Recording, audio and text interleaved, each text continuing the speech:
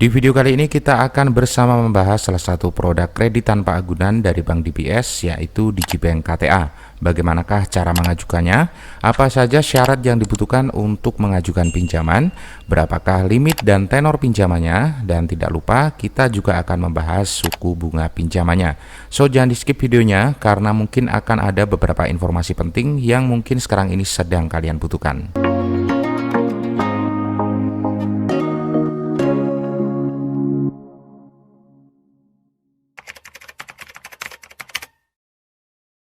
Digibank KTA adalah produk kredit tanpa agunan dari Bank DBS yang bisa diajukan secara online tanpa harus datang ke kantor cabang. Untuk limit pinjaman yang ditawarkan di sini itu hingga 200 juta rupiah dengan tenor pinjaman hingga 36 bulan atau 3 tahun.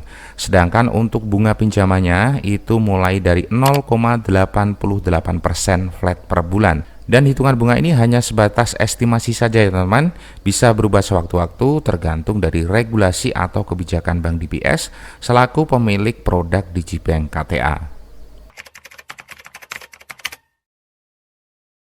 Adapun syarat pengajuan Digibank KTA ini adalah yang pertama berstatus sebagai warga negara Indonesia dengan usia minimal 21 tahun dan maksimalnya itu di usia 55 tahun. Kemudian mempunyai penghasilan kotor minimal 5 juta per bulan dan punya kepemilikan kartu kredit di bank manapun dengan limit kredit minimal 7 juta rupiah. Untuk masalah kepemilikan kartu kredit ini tuh opsional ya, jadi tidak diwajibkan. Tapi kalau ada itu lebih bagus karena bisa menambah peluang persetujuan pinjaman. Kemudian syarat selanjutnya mempunyai pekerjaan tetap dan sudah bekerja minimal 1 tahun untuk pengajuan sebagai karyawan, dan untuk pengajuan sebagai wirausaha minimal sudah mempunyai usaha yang sudah berjalan 2 tahun. Kemudian selanjutnya punya fasilitas kredit di lembaga keuangan lainnya minimal juga sudah berjalan 1 tahun. Jadi memang di sini itu diwajibkan punya histori kredit sebelum mengajukan pinjaman. Kemudian yang terakhir berdomisili di wilayah Jabodetabek, Bandung, Surabaya, Semarang, dan Medan. Artinya Digibank KTA ini belum mencakup area seluruh Indonesia ya teman-teman, masih sebatas kota-kota besar yang ada di Indonesia. Dan yang perlu teman-teman pahami di sini syaratnya itu adalah berdomisili. Artinya KTP itu boleh dari wilayah manapun, yang penting domisilinya itu wajib di daerah yang sudah masuk cover area Digibank KTA. Untuk cara pengajuan pinjaman Digibank KTA ini bisa dilakukan secara online melalui website resmi Bank DBS di menu Digibank KTA. Atau biar lebih simpel, teman-teman bisa langsung klik link yang sudah saya cantumkan di deskripsi video ini.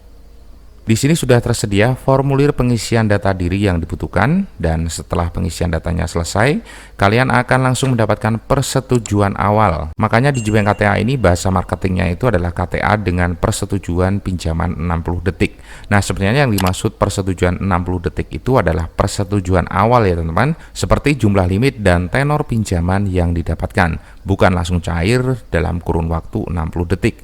Apakah dengan mendapatkan persetujuan di awal ini ada jaminan ACC pinjamannya? Jawabannya adalah tentu saja tidak. Karena setelah proses persetujuan awal, kalian itu wajib membuat janji dengan agen Bank DBS untuk melakukan verifikasi biometrik dengan membawa dokumen yang dibutuhkan, yaitu iktp. Setelah itu, kalau memang pengajuan kalian itu disetujui, maka akan langsung masuk ke dalam proses pencairan pinjaman. Oke teman-teman, jadi kesimpulannya Digibank KTA ini sangat membantu sekali buat kalian yang butuh dana darurat atau modal usaha tanpa perlu memikirkan agunan. Karena ini memang produk KTA, jadi memang tidak diperlukan jaminan sebagai agunan. Meskipun di sisi lain pengajuannya itu agak sedikit ribet menurut saya, karena mewajibkan untuk bertemu dengan agen untuk melakukan verifikasi biometrik. Jadi di sini teman-teman jangan tergiur dengan tagline pinjaman cair dalam 60 detik, karena pada kenyataannya tidak seperti itu proses pengajuan pinjamannya. Sebagai penutup, buat yang punya pertanyaan seputar tema pada video kali ini, silakan untuk meninggalkan jejak di kolom komentar. Terima kasih buat yang sudah menyimak video ini, dan semoga bisa bermanfaat.